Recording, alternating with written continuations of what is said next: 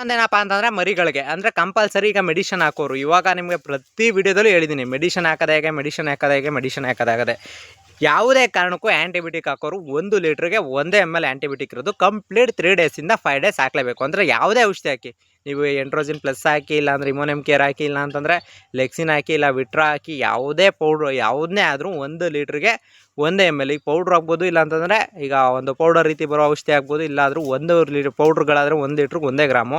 ಮತ್ತು ಈಗ ಮೆಡಿಷನ್ಸು ಈ ಥರದ್ದು ಏನಾದರೂ ಇತ್ತು ಅಂತಂದರೆ 1 ಲೀಟ್ರ್ ನೀರಿಗೆ 1 ml ಥರನೇ ಹಾಕೋಬೇಕು. ಯಾವುದೇ ಕಾರಣಕ್ಕೂ ಅದ್ರ ಮೇಲೆ ಜಾಸ್ತಿ ಹಾಕೋಕ್ಕಾಗಲ್ಲ. ಆಮೇಲೆ ಇನ್ನೂ ತುಂಬ ಜನ ಕೇಳೋದೇನಪ್ಪ ಅಂತಂದರೆ, ಬ್ರೋ ಈಗ ಆ್ಯಂಟಿಬಯೋಟಿಕ್ಗಳನ್ನ ಡೈರೆಕ್ಟ್ ಹಾಕೋಕ್ಕಾಗಲ್ವ? ಈಗ ಡೈರೆಕ್ಟ್ ಹಾಕಿದ್ರೆ ಏನು ಪ್ರಾಬ್ಲಮ್ಮು? ಇವಾಗ ಡೈರೆಕ್ಟ್ ಹಾಕಿದ್ರೆ ಏನು ಪ್ರಾಬ್ಲಮ್ ಅಂತಂದರೆ, ಇವಾಗ ನಿಮಗೆ ಒಂದು ಡೈರೆಕ್ಟ್ ಪ್ರಾಬ್ಲಮ್ಸ್ ಏನು ಅಂತಂದರೆ, ಯಾವುದೇ ಆ್ಯಂಟಿಬಯೋಟಿಕ್ ತಂದರೂ ನೀರೊಳಗಡೆ ಹಾಕಲೇಬೇಕು. ಇಲ್ಲಾಂತಂದರೆ ಆ್ಯಂಟಿಬಯೋಟಿಕ್ ತಡ್ಕೊಳ್ಳಲ್ಲ, ಓವರ್ ಪಾಯ್ಸನ್ ಥರ ಅದು ರಿಯಾಕ್ಟ್ ಮಾಡೋಕ್ಕೆ ಹೋಗಲ್ಲ. ಅದಕ್ಕೋಸ್ಕರ ನಿಮ್ಗೆ ಹೇಳ್ತಾ ಇರೋದೇನಪ್ಪ ಅಂತಂದರೆ, ನೀರೊಳಗಡೆ ಮಿಕ್ಸ್ ಮಾಡಿಕೊಡ್ಬೇಕು.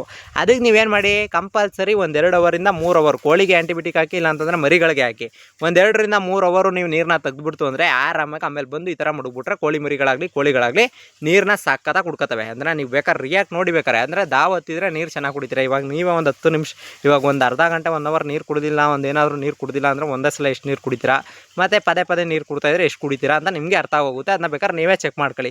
ಆ ಥರದ್ರಲ್ಲಿ ನೀವು ಮರಿಗಳಿಗಾಗಲಿ ಇಲ್ಲ ಕೋಳಿಗಳಿಗಾಗಲಿ ಆ್ಯಂಟಿಬಯೋಟಿಕ್ ಹಾಕ್ತೀರಿ ಅನ್ನೋವಾಗ 1-2 ರಿಂದ 3 ಅವರ್ ಯಾವುದೇ ಕಾರಣಕ್ಕೂ ಆ್ಯಂಟಿಬಯೋಟಿಕ್ನ ಇದು ನೀರನ್ನ ಹಿಡಿಯೋಕೆ ಹೋಗ್ಬೇಡಿ. ನೀರು ಹಿಡ್ದಂತೆ ಆಮೇಲೆ ಆ್ಯಂಟಿಬಯೋಟಿಕ್ಗಳನ್ನ ಹಾಕೊಳ್ರಿ. ಆವಾಗ ನಿಮಗೆ ಯೂಸ್ ಆಗುತ್ತೆ. ಅದು ಬಿಟ್ಬಿಟ್ಟು ನೀವು ಮಾಡೋದೇನಪ್ಪ ಅಂತಂದರೆ, ಅಲ್ಲೇ ಹೋಗ್ಬಿಡೋದು, ನೀರು ಹಾಕೋದು, ಇಲ್ಲ ಅಂತಂದರೆ ಬೇರೆ ನೀರು ಮಾಡ್ಬಿಡೋದು, ಅದೆಲ್ಲ ಮಾಡ್ಕೊಳಕ್ಕೆ ಹೋದಾಗ ನಿಮ್ಗೆ ತುಂಬ ಪ್ರಾಬ್ಲಮ್ ಆಗುತ್ತೆ. ಅದೇ ಪ್ರಾಬ್ಲಮ್ನ ನಿಮ್ಗೆ ಹೇಳ್ತಾ ಇರೋದು.